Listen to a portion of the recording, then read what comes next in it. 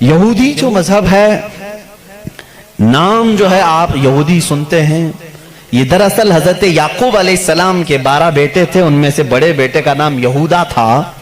یعقوب علیہ السلام نبی ہیں اللہ کے، جن کا نام عبرانی زبان میں اسرائیل ہے، اسرائیل۔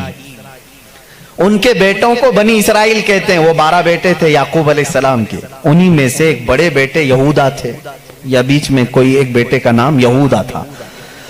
اسی نام سے جو بھی بنی اسرائیل ہوتا اسے یہودی کہا جانے لگا۔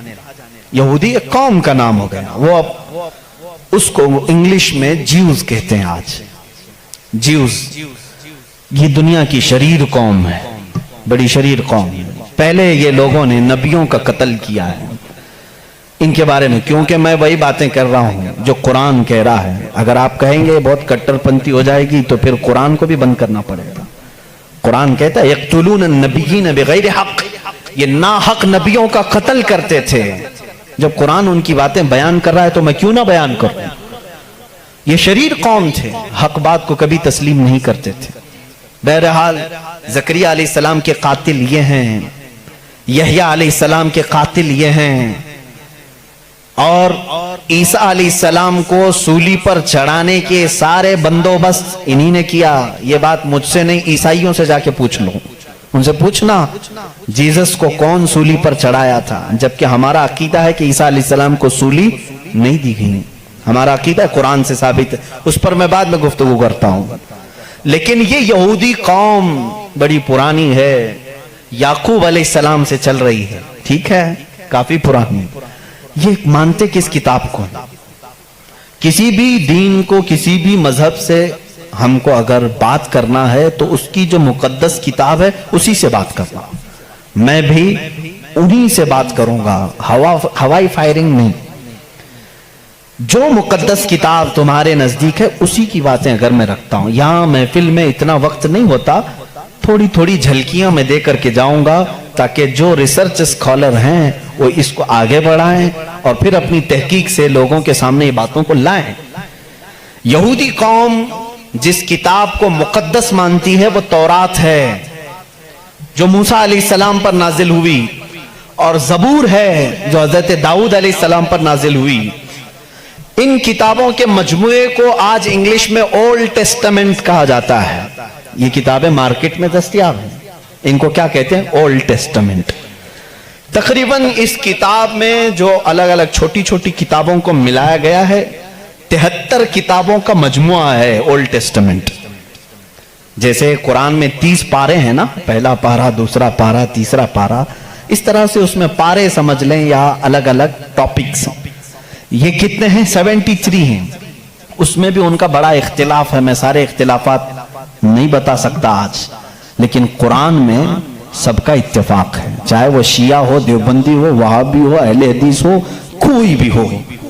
جو عقیدہ ہم رکھتے ہیں اہل سنت و جماعت کے قرآن کے 30 پارے ہیں، سب کا اس بات پر اتفاق ہے۔ لیکن اولڈ ٹیسٹمنٹ پر سب کا اتفاق نہیں، ان میں سے کچھ مذہب 73 مانتے ہیں، کچھ 66 مانتے ہیں، 66 مانتے ہیں، کچھ لوگ 27 مانتے ہیں۔ بہرحال اولڈ ٹیسٹمنٹ میں ایک باب ہے جس کو استثناء کہتے ہیں، ایک پارے کا نام ہے، ایک کتاب کا، ایک جز کا، جس کو ڈیوٹرونومی انگلش میں کہتے ہیں۔ اس میں ایک آیت آئی ہے۔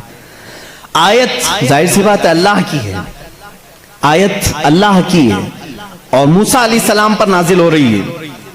اللہ تعالیٰ فرما رہا ہے اے موسیٰ، میں تمہارے بعد تمہارے بھائیوں میں، بھائیوں سے مراد نبیوں میں، ایک ایسا نبی بھیجوں گا جو تمہاری ہی طرح سے ہوگا، تمہاری ہی طرح سے ہوگا، لیکن میں اس کے منہ میں اپنی زبان رکھ دوں گا۔ اور دوسری آیت آتی ہے کہ وہ فاران کی چوٹیوں سے چمکے گا۔ یہ فاران کیا ہے؟ یہ فاران کی چوٹیاں کہتے ہیں مکہ مکرمہ میں جو اب پہاڑ ہے، جبل کعبہ جو خانہ کعبہ کے قریب، انہوں نے اس کو سب ختم کر دیا، آج وہاں پر بادشاہوں کے محلات بنے ہوئے ہیں۔ وہاں فاران کی چوٹیاں کہا جاتا تھا کہ وہ مکہ کا ایک پہاڑ ہے، اور मुकद्दस किताब ओल्ड टेस्टामेंट में कहा जा रहा है कि वो चमकेगा कहां से? फारान की चोटियों से। अब मैं उसकी तरफ आता हूं। बेचारे ईसाई कहने लगे कि ये जो बशारत आई है मूसा अलैहिस्सलाम को, उससे मुराद हमारे नबी ईसा अलैहिस्सलाम हैं। ये मुंह मियां मिट्ठू बनते हैं। इस तौर पर अल्लाह ने क्या फरमाया? ऐ मूसा, मैं तुम्हारी ही तरह एक रसूल भेजूंगा। तुम्हारी ही तरह से मुराद क्या है? ईसा अलैहिस्सलाम मूसा अलैहिस्सलाम की तरह बिल्कुल नहीं थे, क्योंकि मूसा अलैहिस्सलाम की माँ भी थे, बाप भी थे। ईसा अलैहिस्सलाम की सिर्फ माँ है और बाप नहीं है। अगर माँ और बाप वाला कोई रसूल है तो वो मोहम्मद अरबी सल्लल्लाहु अलैहि वसल्लम, मेरे आका की माँ भी हैं, बाप भी हैं। मूसा अलैहिस्सलाम की तरह ईसा अलैहिस्सलाम नहीं हो सकते। ये मैं क्रिश्चियन से कह रहा हूँ, ईसाइयों से कह रहा हूँ, जो ये कहते हैं कि मूसा की बशारत में हमारे नबी का जिक्र आया है। मैं कह रहा हूँ नहीं, इसलिए कि मूसा अलैहिस्सलाम की शादी भी हुई थी, बच्चे भी हुए थे। ईसा अलैहिस्सलाम की शादी भी नहीं हुई, बच्चे भी नहीं हुए। वो 33 साल की उम्र में आसमानों पर उठा लिए गए। लेकिन अगर मूसा अलैहिस्सलाम की तरह शादी और बच्चे वाला कोई रसूल है, वो मोहम्मद अरबी सल्लल्लाहु अलैहि वसल्लम। शादी भी किया है आपने, बच्चे भी फरमाए। और दूसरी आयत जो मूसा अलैहिस्सलाम से ये कही गई कि वो फारान की चोटियों से चमकेगा, मेरे अजीजों, इसका मिस्दाक कोई दूसरा नबी हो ही नहीं सकता। मैं आपको तारीख बताऊं, फारान कहां है? मक्का में है। आदम अलैहिस्सलाम से लेकर हुजूर अकरम सल्लल्लाहु तआला अलैहि वसल्लम तक 1,24,000 कमोबेश नबी आए, लेकिन उनमें से एक भी नबी मक्का में नहीं पैदा हुए सिवाय मोहम्मद रसूलुल्लाह। कोई नबी मक्का में नहीं पैदा हुए, सिर्फ मोहम्मद अरबी सल्लल्लाहु अलैहि वसल्लम। मेरे आका सल्लल्लाहु अलैहि वसल्लम 40 साल तक मक्का मुकर्रमा में खामोश रहे, अपने अखलाक को, किरदार को इजहार करते हुए। लेकिन 40 साल की उम्र के बाद जब अल्लाह की वही आई, कुरान की आयतें आई, तो सबसे पहले मेरे आका सल्लल्लाहु अलैहि वसल्लम ने पूरे मक्का वालों को एक दावत देकर जमा किया था। कहां जमा किया? यही फारान की चोटियों में। यह पहला मजमा है, पहला जलसा है मेरे आका का। उसी जलसे में मेरे आका ने सबसे पहली मर्तबा ये ऐलान किया, ऐ मक्का वालों, मैं मोहम्मद अल्लाह का आखिरी रसूल हैं, आखिरी रसूल हूं। हुजूर अकरम सल्लल्लाहु तआला अलैहि वसल्लम का ये फरमान आलीशान ही, जिसको मूसा अलैहिस्सलाम की तौरात में कहा गया कि वो फारान की चोटियों से चमकेगा, अल्हम्दुलिल्लाह वो रसूल फारान की चोटियों से जो चमका वो आज तक चमक रहा है। चमक तुझसे पाते हैं सब पाने वाले, मेरा दिल भी चमका दे चमकाने वाले। बरसता नहीं देख कर अब्र रहमत, बदों पर भी बरसा दे बरसाने वाले। या रसूल अल्लाह, मैं मुजरिम हूँ आका, मुझे साथ ले लो कि रस्ते में हैं जा बजा थाने वाले हैं, हमारे तो रोड पर ही हैं। बहरहाल या रसूल अल्लाह, हमको अपने साथ ले लें, जा बजा हैं थाने वाले। थाने वाले तो समझते होंगे, आला हज़रत ने शेर में जिक्र फरमाया। बहरहाल एक ओल्ड टेस्टामेंट की एक ही बात मैंने कही, ज्यूज से ये पूछें जा करके कि ये जिक्र आया है मूसा के बाद एक नबी आने वाले, वो कौन से नबी हैं? उनकी ये सिफत बयान की गई है ड्यूट्रोनॉमी इस्तिस्ना में। ओल्ड टेस्टामेंट में ये जिक्र आया है, वो कौन है, वो कौन सा रसूल है, आखिर तुम ही बता दो। वो आज तक नहीं बताएंगे। वो कहते हैं कि शायद आने वाला है, इस रसूल के बाद अब कौन और आने वाला है, अब कौन आने वाला है? चलो इसको नहीं मानते। दूसरी बात मैं कहता हूं, सुलेमान अलैहिस्सलाम को भी ये बहुत मानते हैं। कौन? ज्यूज, यहूदी, जिनको इंग्लिश में सोलोमन कहा जाता है। सोलोमन, हजरत सुलेमान अलैहिस्सलाम को ये सोलोमन कहते हैं। एक किताब यहूदियों के पास और मुकद्दस है, songs of Solomon. Songs of Solomon का मतलब हजरत सुलेमान अलैहिस्सलाम जो मुनाजात करते थे अल्लाह की बारगाह में, वो अशार होते थे इब्रानी जुबान के। जैसे हम कहते हैं या इलाही रहम फरमा मुस्तफा के वास्ते, ये दुआ है ना। सुलेमान अलैहिस्सलाम इस तरह दुआएं जो करते थे, वो सारे इन्होंने उसको सॉन्ग्स कहा है और उसको जमा किया गया है सॉन्ग्स ऑफ सोलोमन नाम से। इसमें तो शक की गुंजाइश ही नहीं, शक की गुंजाइश ही नहीं, क्योंकि हैरत इस बात की होगी, वो इब्रानी जुबान जिसको आज हेब्रू कहते हैं, इजराइल में आज भी बोली जाती है।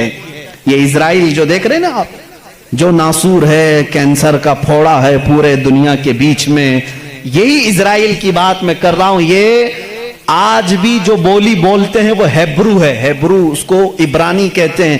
اس زبان میں آج بھی سانگس آف سولومن، حضرت سلیمان علیہ السلام کے مناجات میں یہ لکھا گیا ہے، سب سے پیارا، سب سے مبارک، سب سے شان والا، جس کی اللہ کے ہاں پہنچ ہے، جس کی اللہ کے ہاں مرتبت ہے، اس کا نام محمد ہے.